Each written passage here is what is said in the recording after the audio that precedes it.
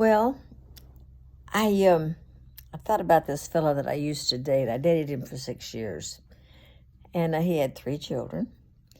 But we broke up, and it wasn't long after I had become a Christian, so I was a little bit fanatic, needless to say. Well, he and some of his buddies had a hunting ranch, I guess, down by Del Rio. That's down in Texas, and it had several thousand acres they hunted on. Well, he had a big camp place, and a lot of them would get together down there, take all their children. These guys would. They were all bachelors. Well, on this one particular occasion, my friend's son, who was about 16, I think, something like that, he and his buddy took the Jeep. They had a Jeep, and they were driving down around over the mountainous areas looking for rabbits, really.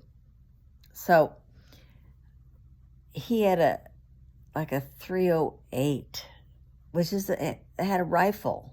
They had 2 rifles, and they propped him up in a holder toward the front of the Jeep.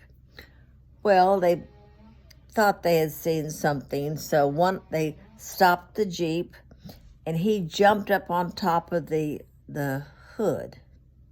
Well, when he did, his friend shoved his gun down in the holder, and it went off. And it was a deer rifle, and the bullet entered in between his legs near his crotch, and it threw him over the back side of the Jeep. So he was hollering. There wasn't a lot of blood, so his friend gets him in the Jeep, drives him back to the place, and he's still hollering, and his dad throws him in the back of his car, and they drive down into Del Rio. Well, Del Rio is a tiny little border town. It's not much there. Well, when he pulled into the hospital near the emergency room, there was a group of people standing there all ready for surgery. They were going to operate on a girl's little arm. Well, they moved her aside, and they pulled his name was Michael. They pulled Michael in, and they began to do their research to try to find out where was the bullet. Because when a bullet that size enters a deer, it'll go in one side kind of small. Then when it comes out the other side, it's a huge hole. It blows the whole side of the deer out.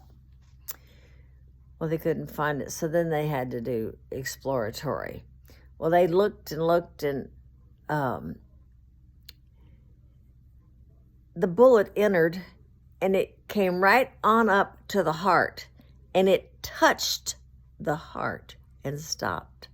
Well, it did not cut any major arteries or anything. How it went through all that mess, I don't know, but it shattered his pelvis and his colon. It just destroyed his colon. And they said he'd never walk if he lived. They didn't even think he was gonna live. Well, my friend called me. We had been broken up a while, but we were still friends. He called me, and so a buddy of mine and I flew down there to pray for his son. He didn't even know if he was a Christian. So we got there. It was late that evening, and my poor little friend looked terrible. He was a couple of days without shaving. He looked bad, and his son was packed on ice. They couldn't get his temperature down. It was terrible, and so a nurse and doctor, they let us in so we could anoint and pray for him. So we did that, and we prayed the salvation prayer. He was cognizant, so he prayed the salvation prayer. Anyway,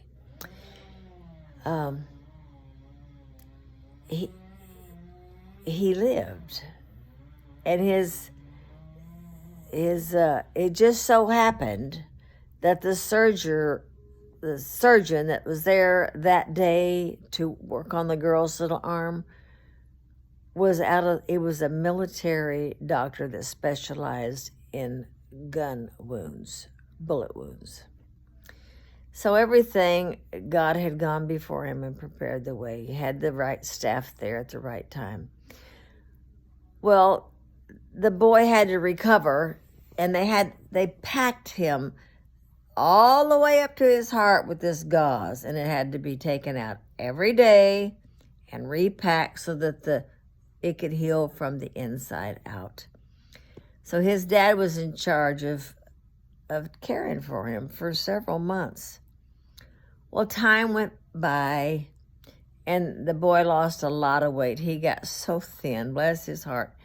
But his dad would carry him, into the tub or shower and then dress him and everything. Well, this one day, he told his dad, he said, Dad, he had a colostomy bag on. He said, I feel like I need to go to the bathroom. He said, well, you can't. He said, well, I feel like it. Well, he did.